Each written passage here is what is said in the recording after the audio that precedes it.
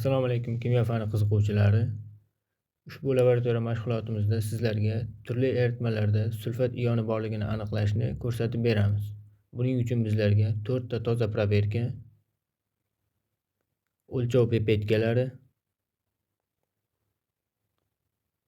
sulfat kislota eritmasi, natriy sulfat tuzi eritmasi, mis sulfat tuzi eritmasi, alyuminiy sulfat tuzi eritmasi hamda bariy xlorid tuzi eritmasi kerak bo'ladi. Ishimizni proberkalarga eritmalardan solishdan boshlaymiz. Birinchi proberkaga sulfat kislota eritmasidan 2-3 ml quyib olamiz.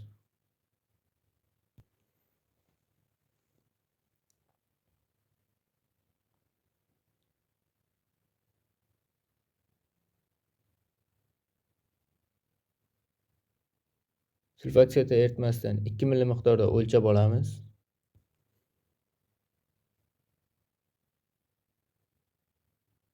Va birinchi proberkamizga quyib olamiz.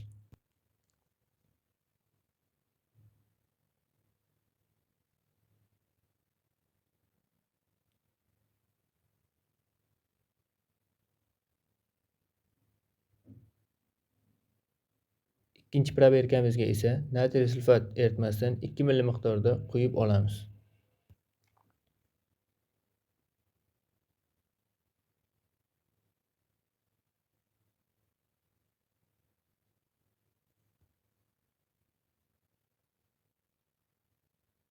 Natriy sulfat eritmasidan 2 ml miqdorda o'lchab oldik va ikkinchi proberkamizga quyib olamiz.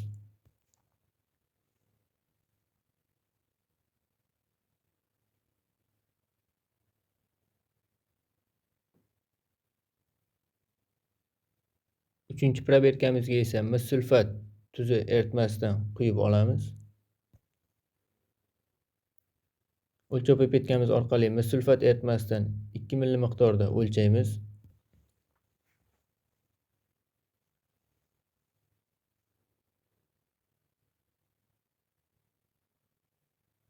Va uchinchi proberkamizga quyib olamiz.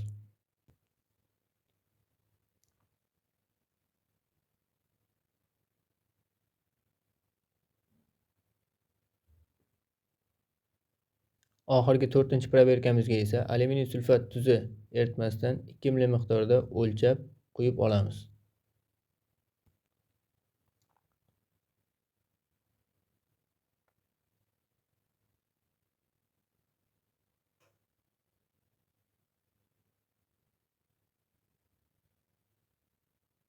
Alyuminiy sulfat tuzi eritmasini o'lchab oldik va 4-chi proberkamizga quyib olamiz.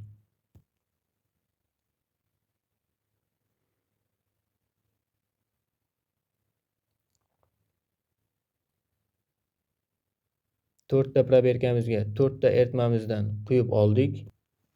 Ya'ni birinchi proberkamizga sulfat kislota eritmasidan, ikkinchi proberkamizga natriy sulfat tuzi eritmasidan, uchinchi proberkamizga esa mis sulfat tuzi eritmasidan va oxirgi 4-chi proberkamizga alyuminiy sulfat tuzi eritmasidan quyib oldik.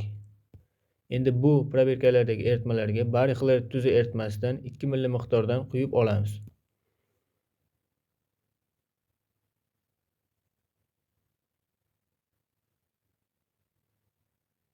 Bariy xlorid eritmasidan 2 ml miqdorda o'lchab olamiz.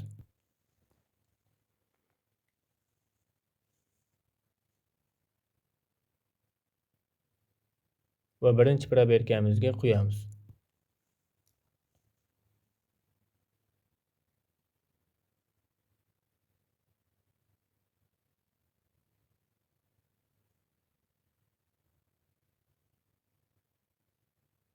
Endi ikkinchi proberkamizga bariy xlorid eritmasidan quyib olamiz.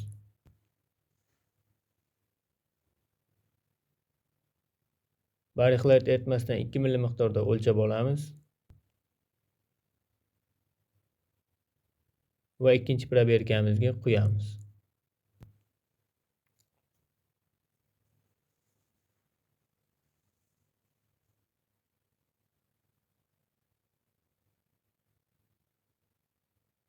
Yana bariy xlorid eritmasidan 2 ml miqdorda o'lchab olib, 3-chi proberkamizga quyamiz.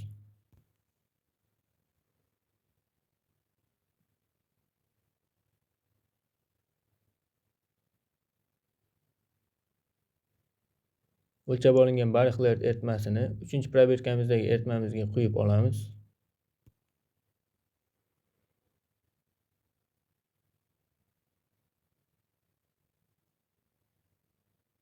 Va oxirgi 4-chi proberkaga quyib olish uchun bariy xlorid eritmasini o'lchab olamiz.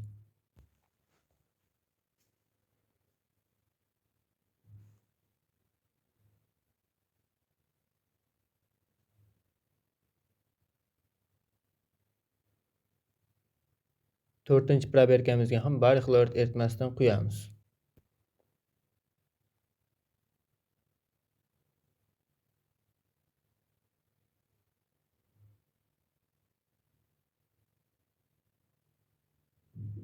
To'rtta proberkalarimizdagi eritmalarimizga bariy xlorid eritmasidan quyib oldik.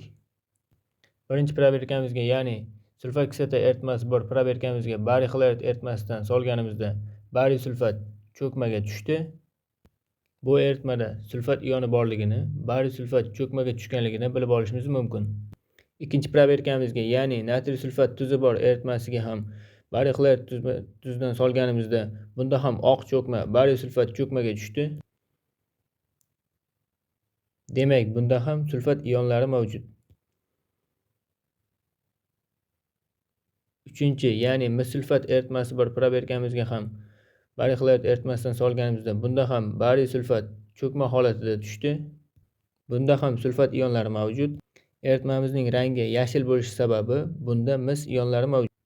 Va oxirgi 4-chi proberkamizga, ya'ni alyuminiy sulfat mavjud eritmamizga bariy xlorid eritmasidan quyib olganimizda bunda ham bariy sulfat cho'kmaga tushdi.